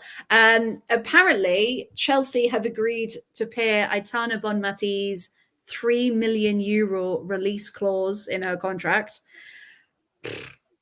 I mean, that's not going to happen, is it? Bonmati's not leaving Barca, is she? Chloe, oh, that face. What's the face? Well, I don't know. Crazy things have happened. We did something similar with when we were being beaten by Lyon in the Champions League. We were like, oh, okay, we'll get all these sort of players, and yeah, I don't know. It's Chelsea; anything can happen. That's true, and we know they've got the money. To be honest, and we do know Bonmati. She loves how the women's game has grown in the WSL, and I think if she was going to make the move, Chelsea would probably be the one. But yeah, Barcelona are in talks with her to get her kind of sealed down as much as with Aitana. And there's still questions about Lucy Bronze and Kira Walsh as well. Some were trying to say that they were both moving on as well.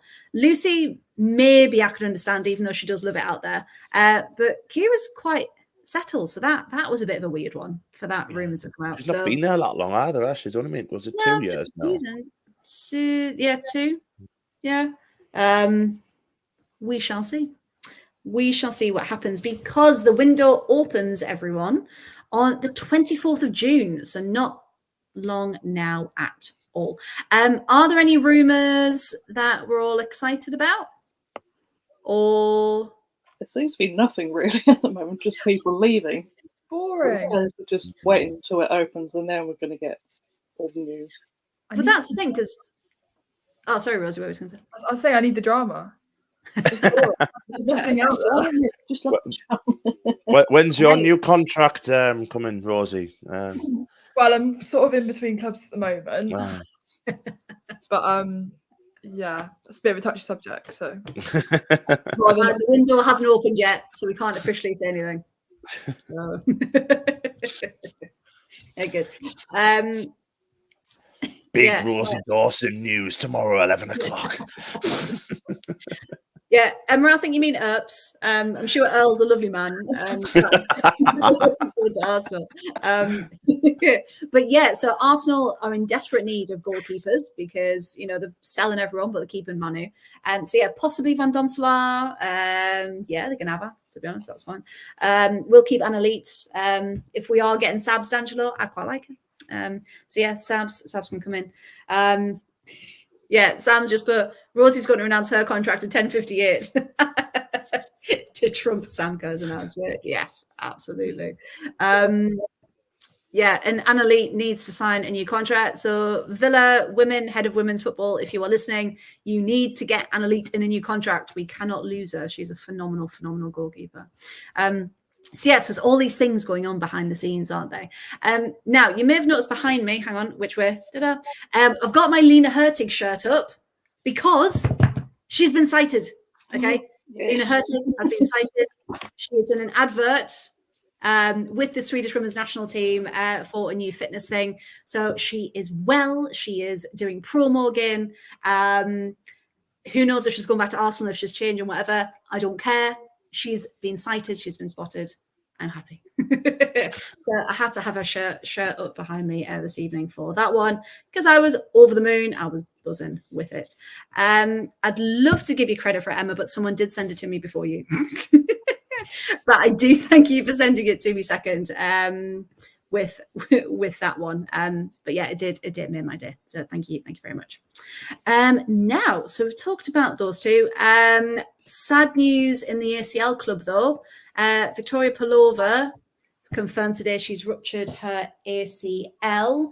And then people were talking about actually, do Arsenal need any cover or should they use their plethora of talent on the bench? Has anyone got any opinions on that? Should they sign for cover or should they use who they've got? Youth. Use youth. The youth. Yes. Bring the youth through. Bring the youths in. No, they shouldn't. No. For me, they've got such a good squad. So surely they've got cover there. Yeah, they should have, absolutely. But she will be a massive miss because she's been so pivotal to their midfield with that one. Speaking of another Arsenal player, Laura Wienreuter has extended her contract as well. She's had a bit of a rough season again with another ACL coming back from injury. So are we happy she's staying at Arsenal for at least another season or two? Do we like her? Yeah. I know I'm talking to Chelsea fans, so probably the worst people to talk to.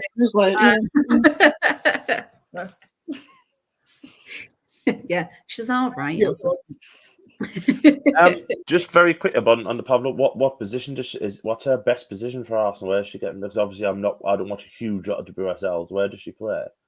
Pelova. Yeah. Centre mid. Centre mid, I think. Yeah. Now they should have more than enough experience to come in for that. I was thinking if she was a winger, then they've got Michelle Adjumang, who's ready made to come in, haven't they? Because she's been on fire for Watford. But yeah, they should be fine. The amount of players they send out on loan who are just mint, like 17. All right, just one of them, I think. No, absolutely. Yeah, centre mid. Yeah, cool. With that one. Yeah, no, she's good. But yeah, I mean, with Adjuman, do you reckon she'll have another loan this season? No, I don't think so. I think she'll be on the bench majority and played in the Continental Cup games. Okay. Yeah, I don't think she'll. If she does, I don't think she'll go out to the Championship again. To be honest. Yeah, like another WSL to get that.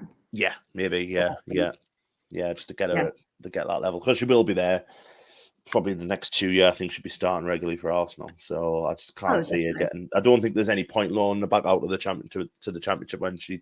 I know she didn't play that many games, but she proved that she was far too good. So. Yeah, absolutely. Too good for the Championship, and of course, no offense to the Championship because we know how amazing. I mean, we'll have her if they want to send her up here. I mean, yeah, we'll have her. But... Oh, could you imagine that? That'd be unreal. That'd be so good. And also talking about coming back from injury, Mapi Leon for Barcelona. She came back after 200 days. Okay, 200 days she's been out their injury. And every time she touched the ball, everyone was clapping in the stadium. And her song is to the tune of When the Saints Go Marching In, which it's just her name repeated over and over again, but it's to that tune. And I was like, Was it for us? I now can't think of the tune. Hang on. Yeah, it was like Mapi Leon. So it was quite good. But yeah, I will say for the Barca atmosphere, we need it. It's just phenomenal. Their singing section just completely sets the whole stadium off. There was 5,500 there, I think I put in the chat. But everyone was singing, just like dancing along the whole way through, just getting behind them. It's phenomenal. And I really wish we had more of that. I bet there wasn't any Mexican waves and bloody phone torches on forever. You know what? They tried a Mexican wave. Didn't even get halfway. No. Didn't even get halfway. Everyone was like, no. Didn't do it. No torches though. No torches. Yeah, half a Mexican wave for that one. You see less of that in club football. You know, the torches and all the like stuff like that. It's because it's. Oh yeah, what were we going to say, Ant? I've seen it at the Stadium of Light a couple of times. When it got popular last year, I saw it at the Stadium. I was just like, no, just no, please. But I'm an old man, so you know. But it's weird, isn't it? Because the Lionesses games, you want it to be popular, you want people to go, but it's a fine line between going for the celebrities rather than you're going for the football. And it's finding that happy medium. Sorry, you can tell I've been teaching maths earlier. Medium of being there for the right reasons and not taking it away. Yes, have fun, enjoy it. I'm not saying that, but not taking it away from the people who were there for the football. Because I know we talked about it before, but the signs and everything, and it's just people saying, oh, where can I stand to get things signed? Where can I stand for pictures? Blah, blah, blah, blah. Like the majority of us go, and if we meet a player, we get, because we really, really want to, that's an added bonus. That's an added benefit. We'd never expect to go and meet someone. But yeah, it's kind of the feeling, the expectation now of, oh, I'm going to a match. I'm going to get a pair of boots. I'm going to get a shirt. I'm going to get this. Like, I love the signs that like the kids have made, like, you're my hero. Like, they're cute. They're fine. But when it's my birthday, can I have your top? Can I have your boots? Can I have this? Can I have that? No, you can't. Get your own. But yeah, you just want... Get your own. Get your own. Save your pocket money up. Because they're expensive these days, But you just think, oh, yeah, it's the minority, but unfortunately they are starting to look like the majority because of the masses and things like that. And just to compare it, so also I have my Piemonte shirt behind me as well. So I talk about this all the time. Martina Piemonte is probably one of my favorite players. Really started following when she plays for Inter Milan, and then when she moved to Everton. And funny enough, we have a few mutual friends, which I now found this out.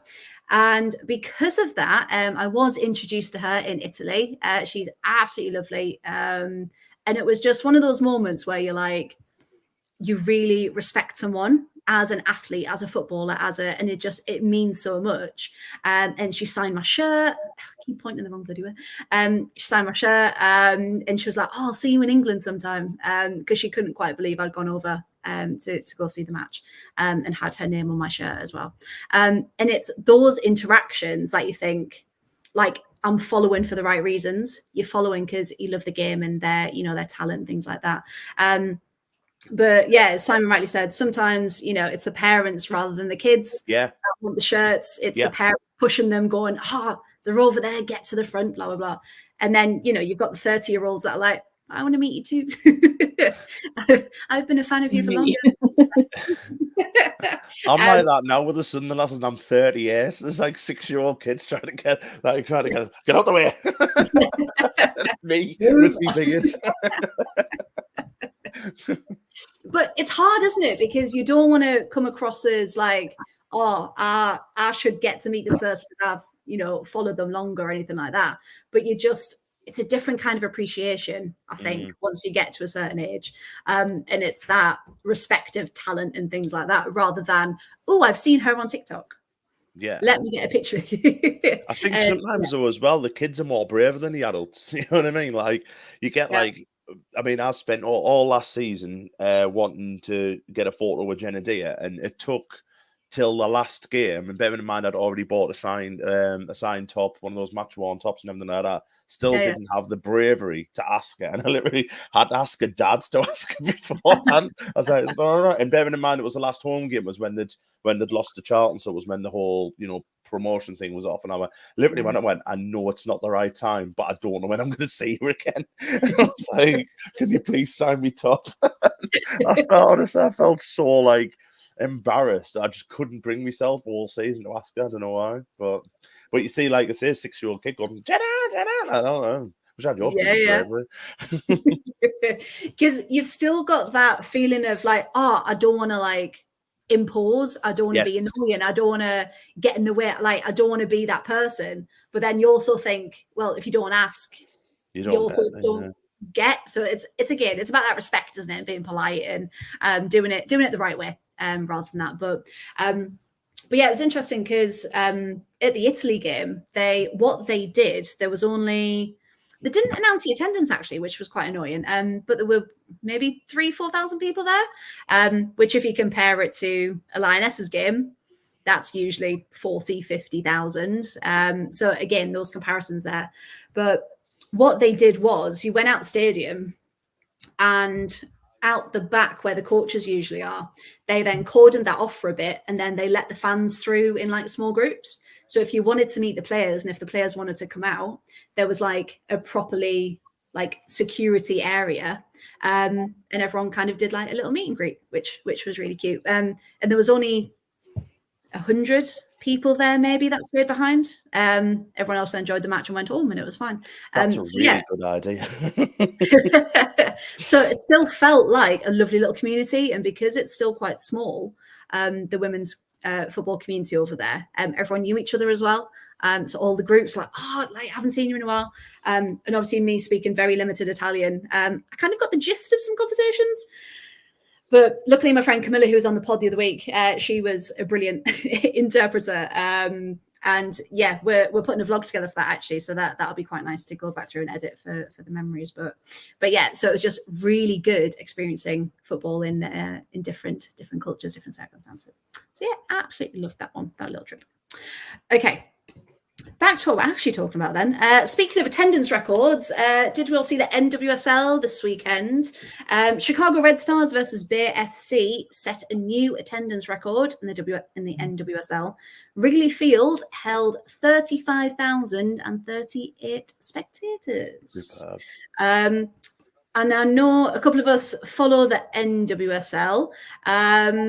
Anyone following it recently? I have to admit, I haven't done so the last couple of weeks.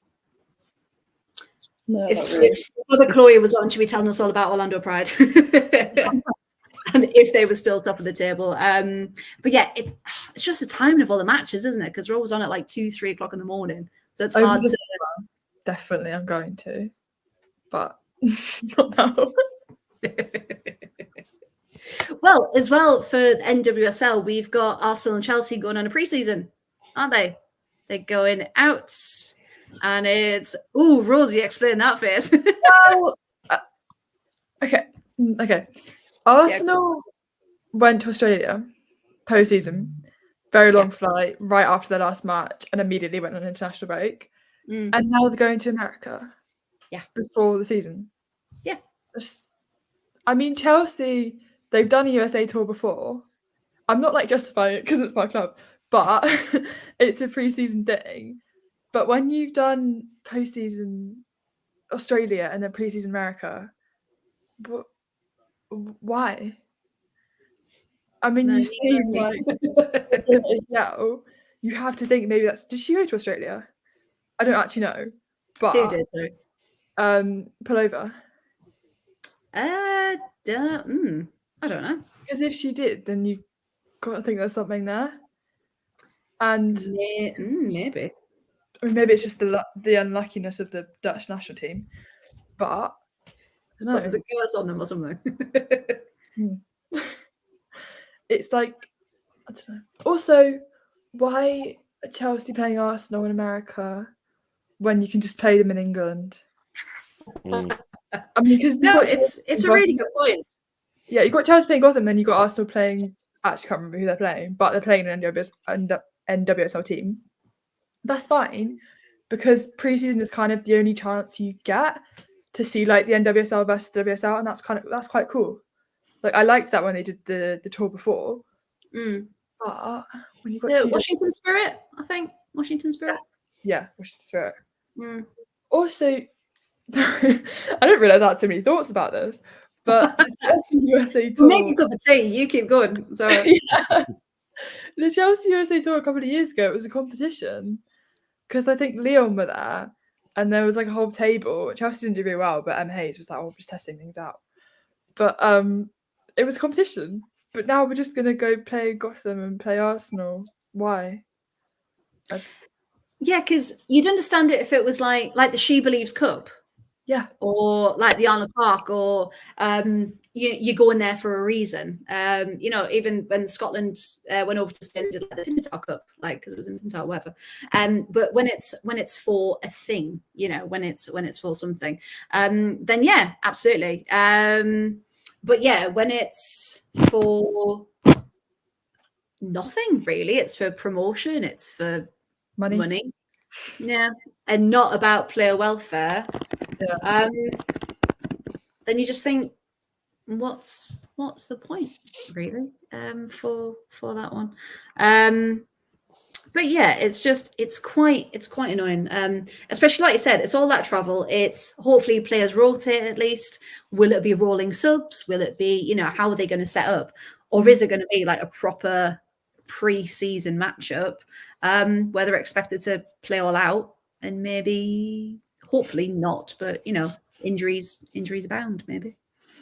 But yeah, it'll also be Sonia's first game, which is interesting. Oh yeah. I think it's the first one is against Gotham. So yeah, that will be in a way kind of exciting to see what she does there. Yeah, see what her thoughts are, see how she sets up, see who she's the season, so you kind of get that little preview. Yeah. But yeah, absolutely. But yeah, they always bang on about, the fixtures are too congested, the calendar's too congested, we need to do less. Hey, let's go to America. So yeah, it's very much what's your priority here? Because they could have, I don't know, the NWSL clubs could have come to them. I know it's still them traveling, but we've got different seasons, haven't they? They've got summer season, we've got winter season. They could have got something where it was equal for everyone. I know we can't meet halfway because that's the Atlantic, so that might be a bit hard. Mid-season, they've got Chelsea on the Sunday, and then they've got Chelsea on the Sunday, and then another game on the Wednesday. Like, imagine playing a random friendly in the middle of the season. Yeah, I'd get annoyed. Why playing Chelsea? Yeah, well, it's a bit like Barcelona. Barcelona played on Sunday. Monday morning, flew to Mexico. They're playing Mexico tonight, and then they've got their final league game at the weekend. God. And they've just jetted across to Mexico for a friendly. That one is definitely money though, because they are all sponsored by Cupra, the cars, and all of their promo today has been Cupra branded and associated with Cupra. So I get why they're doing it for promo, but it's Spain, Mexico, literally other side of the world, for a friendly. Essentially, it doesn't make sense at all. So yeah, there's got to be that split between looking after your players and getting the revenue in. Because yes, the women's game is growing. Yes, we know they need sponsorships and things like that, but it's got to be a better way to do it, right? It's not fair, is it? Because again, most leagues have finished.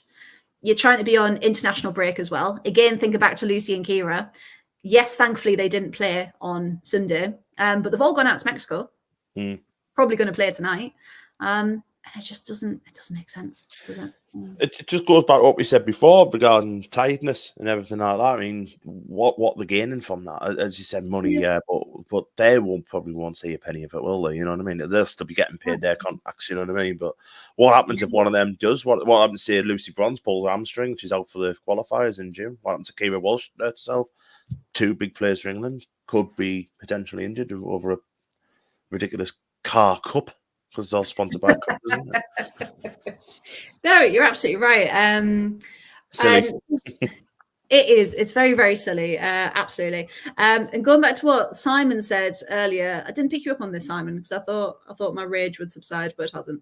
But since we're back on Lucy Bronze, he said, yeah, I seen that, and I thought, I hope Fred doesn't see it. I saw it. Where is it? We're talking about? Well, first of all, Simon, Bronze and Russo need replacing in the starting lineup. Russo maybe. No. This may get me banned from watching Wednesday's shows, but England need a new first choice right back. You're absolutely right. Get yourself off. See you there. No Simon, one talks ill about Lucy Bronze in front of 2 people from the northeast. Simon, come on. Even though she's from Berwick. Yeah. It's still northeast. It's fine. Pull the hamstring, pulling our socks up. Just because she does it a lot, Simon, you know. But yeah, so Simon, I'll take a written apology for that one. Even though I do think Rosie agrees with you, because Rosie's had a few choice words on Lucy Bronze before. Haven't you, Rosie? I just think I need to say this very delicately. I think that she's been very much what was it called? I can't think of the words now. But you know how Russo is kind of seen as this perfect player who can never do any wrong, and she's always in the starting lineup. She has to be there. It's kind of like she can't put a foot out of line, and she can't be criticised for it. And it's Lucy Bronze. You just think, should we try something else out? You know, is it all right just for one game if we just put like Niamh Charles on the right, and then the thing is, I'm fully aware of my denial that Lucy is getting older. I'm fully aware of that. However, when you look at how talented she is, and you go back to when she was replacing Alex Scott, and Alex kind of turned to him like, right, if you want my place in the starting lineup, you need to run faster than me, you need to be better than me, you need to, you know, there's this competition. But who could we bring in that would do Lucy's job the same as or better than her is my question. Because at the minute, we've got good players, but is there anyone who's ready to take that next step? That's probably the thing, isn't it? That's the thing. It's not that she can't do anything wrong, because obviously she does. We have a laugh. She does go on a wander, and you know we won't talk about that final. But she, for the 99% of the time that she does right, it's just hard seeing who else could come into it. Yeah, I think it's just the fact that she consistently starts every game. Yeah. And you think that, I don't know, I keep talking about Niamh Charles, but you can see how consistent she's been for Chelsea. And Niamh Charles makes that difference. And it's just, maybe if Lucy's not having a great game, that's fine. She's human. Everyone does that. Yeah. You sub her off when you put Niamh on. But it feels like Sarina has the inability to admit that she can make mistakes. And if she's having a bad game, she'll still play. And it's kind of like that protection of her. Agreed. Sometimes, yeah. We could also argue that for Leah, Millie, Georgia. Oh, definitely. Yeah. But you're absolutely right. It's because you want the youth to come through. You want other players to get the chance. But we know with Sarina not like in rotation. But I suppose if you've got Lucy Bronze fit and well, why wouldn't you play her? Simon, I told you to go away. I said we're not mentioning the final. She also has the inability to play in her position. I'm going to say that. it's hard because so fine, we'll talk about it. The final, she was so desperate for something to happen that she tried to make something happen and it went wrong. So I can't fault her for wanting it, but unfortunately, it just went wrong, because if that had gone right and she had managed to break through and she had managed to get through that midfield, would be like, oh, did you see what Lucy Bronze did? Oh, she cut through and she did this and she did that. So we'd be talking about it like that. But it's just the fact that it went wrong and it gave the ball away and it, ended up how it ended up. But that's why we're talking about it ultimately, isn't it? Because it was that one decision. But it's hard because you want players to develop and you want players to, be better and keep pushing her. Like, I want someone in her shadow pushing her for that spot, because then she earns it each week. And it's not a default, like you say. Like, I'd love that. So you've put Niamh Charles in the mix then. So you think she should have a go? I think in this camp, it makes sense that Lucy starts every game because, again, who else is there? Yeah. But I think Niamh should be there. I just think she's a consistent player. Yeah. And when Niamh Charles makes a mistake, it's known because it's rare. And obviously she's human, but it's so rare that she'll sort of like play out of position and something will go wrong. And I don't know, maybe you have to outweigh the risks of like having Lucy Bronze and having that. I mean, she's a right back, but she's a lot more attacking than she is defending. Oh, absolutely. And I've said this before, push Lucy further up the pitch and put like Niamh on, or put who else did I say before? Like, even like Maya Letitia, if you need to, if she's in camp, put her up like in defence and push Lucy up. Yeah, that's the thing, because if you play with sort of wing backs like we did in the World Cup, that kind of worked. Yeah. Because Lucy obviously wants to play out the pitch, but then she's not as willing to get back and defend when she needs to. Because I don't know, she almost thinks, I need to be here, I need to be attacking. And it's like, no, you need to actually come and defend. That's your job. Well, she wants to be everywhere is the issue, isn't it? She wants to. She can't because she's not fast enough. And like, yeah, she's Lucy Bronze. Sorry, it's true. If she's going to be an attacking player, she needs to be able to get back. And if you have someone like Niamh Charles behind her, then that's fine, but you don't. Yeah, that's the issue. I think when the times she doesn't manage to get back, there is no one behind her to fill in. So I suppose I can agree with you. I don't like it, but I suppose I can. But yeah, so it's just about taking those next steps, isn't it? Who's gonna come in? And have you got any shouts from right back? Lucy Anyone Bronze. you've noticed?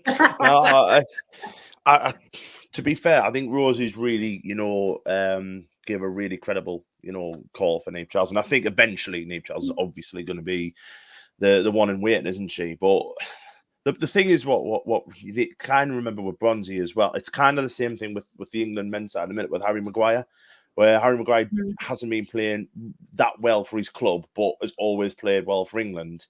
Lucy Bronze very rarely let England down. I know we'll talk about the cup final, like this, that, and the other, but for the last 6-7 years, Bronzy's been probably our best, most consistent player anyway, especially at the back, to be honest.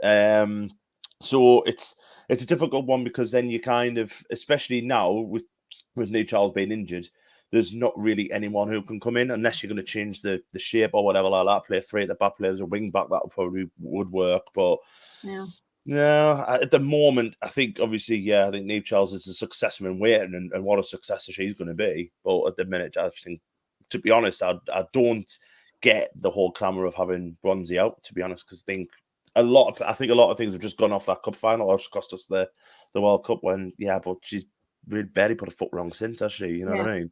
I thought the two games against France, was outstanding. I really did. But especially the first one at St. James, that was brilliant.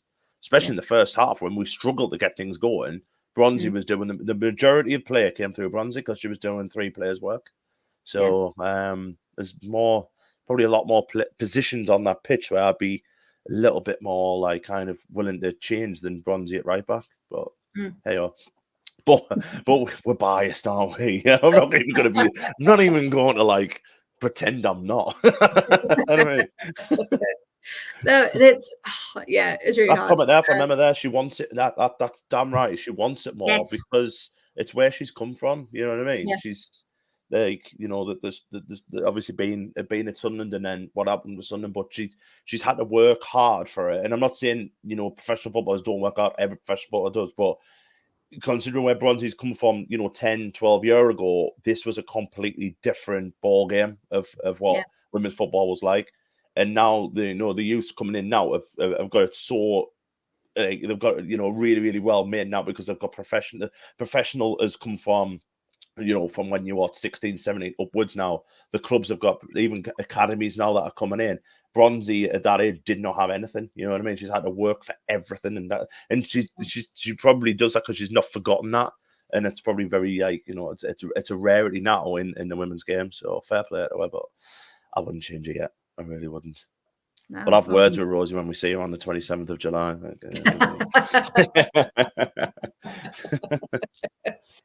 We're going on one of those escape rooms, aren't we? We'll just leave Rosie in there on her own.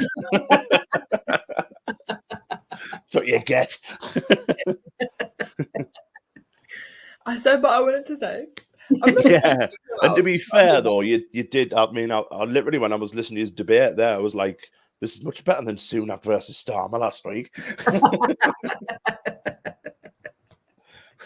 Yeah, we should be on prime time, not Yeah, them. damn right. No, Simon's just put for you there, and as far as Anne hasn't burst into flames or something with the amount of times you said James's part. Yeah, absolutely. Then says, but just before I stood by the exit door saying, and who is the England right back? I will not unlock the code until you confirm. But like I said, I think she's just been an absolute legend for years. And like you said, Ant, she's fought for everything. And you could just see in the final, we keep talking about, but in every game she plays, she's like, we're going to win. And she's never settled for that mediocrity. And I think that the rest of the team has then sometimes let her down with their performance and things like that. So I think, there's going to be some battle for taking that place off her. But I'm here for it. I want someone to do that. You're right. That's what we want. She's 32 years old. You know what I mean? She's got maybe one more tournament left in her. And then more than likely she will retire from international football. We want to have the next Lucy Bronze ready and waiting. Yeah. We do. We actually want two. We want, you know, as we've probably said, Niamh Charles is the next one, but then we want whoever's going to be replacing Niamh if Niamh's injured or whatever. So you know, we do want that. We're not just saying that. We don't want Lucy Bronze to be playing until she's 40-year-old and holding on to it. You know what I mean? It's not the case. It's just. I do. That's fine. Yeah, but you know, at the minute, I think she's still the best choice for me, the best all-round choice, to be honest. Yeah, I agree. And this is why we have the pod, so everyone can air their opinions, and then I have the ruling vote at the end. No, we're all equal here. It's all good. Now, I don't know if anyone watched Soccer Aid. I didn't, because I was in Barcelona. But Ellen White, first female goal scorer in Soccer Aid. I miss Ellen. Do we all miss Ellen? She's a wonderful pundit, though, isn't she? Oh, she's so good. Yeah. Just brilliant. She's taken it like a dugout door, hasn't she? Because like a lot of them do struggle when they first start. Just, you know, because it's quite hard. I always think, you know, with stuff like that, it's quite hard explaining work, isn't it? But she's just taking it so well. You know, I really enjoy listening to her, I must admit. Yeah, her and Izzy Christiansen are just like breaths of fresh air. Aren't they? Yeah. You listen to me, just like, oh, thank God, someone who knows what they're talking about and can also explain it so eloquently and so well. So that you actually you're learning when you listen to them. You're like, oh yeah, didn't think about that. Which is great. The state of the pitch. They're redoing pictures. Yeah, because it's pre-season, they have to let the grass grow out and they sand it. Yeah. Someone told me this. I'm probably not telling it right, but they like sand the pitch and let the grass grow out, so that's why it was in that state, because they literally put sand on it. But like, I don't understand why they couldn't have waited a few more weeks to do that. Or just went to a different stadium. Yeah. Should have gone to Carroll Road, shouldn't they? Test it out before the match. Yeah. Weren't ITV meant were forced to apologise because Jill Scott swore again?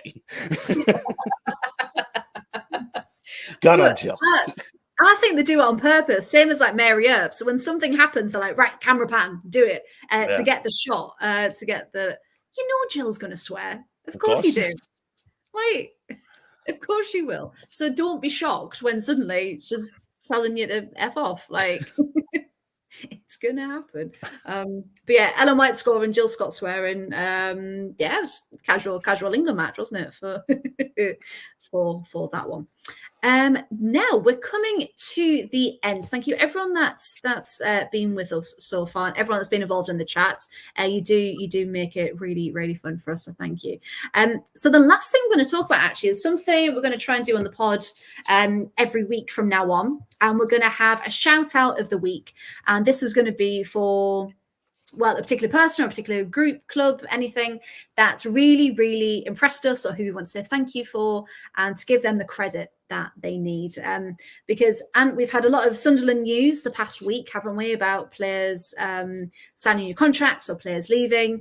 But we've also had some people from management leaving as well. So I'll hand over to you because you've got our shout out of the week this week. Yeah, and well deserved, I think, as well. Obviously, you know, just put a little bit of background to it. Obviously, a couple of years ago, Sunderland went into this hybrid kind of model, which what they're still in now, and as part of that, they started an under-23 side, which basically was, you know, a kind of a trial, you know, talent identification day where people, few of them, you know, came from what was the Sunderland RTC, so the Regional Talent Centre. A few of them came from there. A few of them obviously came from places left, right, and centre, including like an I2I academy, which is basically Newcastle University students and stuff. So a few of them were American and all that, and they all had to, you know, just had to kind of work out to get a club from a new team from scratch, really. And you know, they needed a coach and everything like that. I mean, my cousin Jack was one of the original coaches as well. He left after the first season, but the lad who they brought in to manage the side is a gentleman called Dominic Bylet, who was at Spennymoor Town Ladies just before that and did a remarkable job at Spenny, to be fair to him. And you know, he got that job, you know, like we say, having to find, you know, starting a team from scratch. They went into one of the Durham leagues, I think it was the first division. Lost the first game in the County Cup against South Shields, which, you know, fair play, was the actual first game they've ever played. I think they got beat 4-0. But in the 2 seasons that he's had, they've not lost a game since. That's gone. Wow. I can't remember how many games now, because Charlotte, who's on our podcast, knows the amount. I think it's 38 or 39 games unbeaten. That's the league and cup, and then obviously this year it's so they got promoted last year. This year they've got promoted again. They've also won the County Cup this year. They've won the League Cup this year, so it's 4 trophies. Like I said, gone through a season this year unbeaten, so you know they're invincible in the league last year. And so something basically the team can't go any higher than the tier that they're going to be in next year, so they can't go any higher. So decisions being made for the club, just the club not having an under-23 side, and for those players to, majority of them play in the PGA now, which is a pro game academy. So I think what Sunderland are going to do is put an academy team in and loan out the you know a big amount of them players to, you know, local sides. So, you know, Dom's decided that, you know, he's going to go out on a high, on a treble, and decided to leave the club, which I've just got to say, obviously, I watch a lot of the under-23 games last year with our Jack being one of the coaches, you know, wanting to give a little bit of moral support and stuff. And I grew to know Dom, and I've grew to really like Dom. I've got to be honest, I think he's a really good lad. I'm really sure that wherever you go next, Dom, you'll be a massive success. And I just want to say from me and from obviously How Are the Lasses podcast and everything like that, a massive thank you for what you've done developing some of these players who I'm sure a few of them will go on and play for Sunderland first team, and that is down to you, mate. So well done, mate. Congratulations. Enjoy your rest, and I hope wherever you go in your career, you're going to be success, and I know you're going to be. So well done, mate. Thank you. There we go. Absolutely. And what a phenomenal first shout out of the week. Yeah, thank you very much, man. Yeah, that was lovely. And you're right, when someone makes that much of an impact, especially to a youth team with so much potential, and you want the right people in place, which again, going back to Thornaby, you know, you want the right people in charge, the right support, the right mentors, because look what they can achieve when they've got the right people in charge. So yeah, so congratulations to Dom for our first shout out of the week. Thank you very much. And that brings us to a lovely finish for this week's pod. So thank you very, very much to Ant and Rosie for joining us. So Ant, thank you. Where can people find more of you if they want to? So I've got my hands wrong there. There we go. Just down there. At HowAirPod and at _Watson if you want to follow me on Twitter or X or whatever we call it now, which is basically me just, you know, losing my head over Sunderland's lack of management in the men's game. Yeah, apart from that. Thanks for having us again. A bit of team chaos ranting and raving. That's beautiful. And Rosie, thank you very much. If people want to find you, where can they? I'm not going to point. Get the cat to point. Just a call.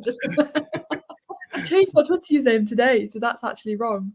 But it's rosiedawson.14 on TikTok and Instagram, and rosiedawson_14 on Twitter. Does everyone know there's a dot and an underscore? Yes, but on Twitter you can't have a dot. So annoying, it wouldn't let me do it. But that's why. Well, we're putting a petition in now to Elon that he needs to change his whole system. Right? Let me put a dot in my name. Let me have a dot. In fact, that's the announcement tomorrow. Sam Kerr's going to petition to put dots in. Sam Kerr. It's the same username on everything, but I have to correct it. Oh, I love it. And yeah, if you'd like to follow me, I'm at TFreyaTWrites on Instagram and Twitter, and on TikTok as well, if you'd be so kind. And of course, if you want to follow the rest of the podcast family as well, because remember, we're not just on Wednesdays, we're on Mondays and Thursdays as well, with the phenomenal rest of the panel, as you can see here. So on Twitter at Absolute Ball Pod, YouTube at Absolute Football Podcast, TikTok at Absolute Football Pod, Instagram Absolute Football Podcast _, same on Threads if anyone uses it, and of course on Facebook as well at the Absolute Football Podcast. So please do give us a like, a follow, a subscribe, whatever you need to do to get continuous updates from us, because we always have them, and we also have the latest news and chatting points for your ears. There we go. So thank you very much, as always. Thank you to everyone in the chat. Have a lovely rest of your evening, everyone. And thank you very much. Goodbye and see you next week.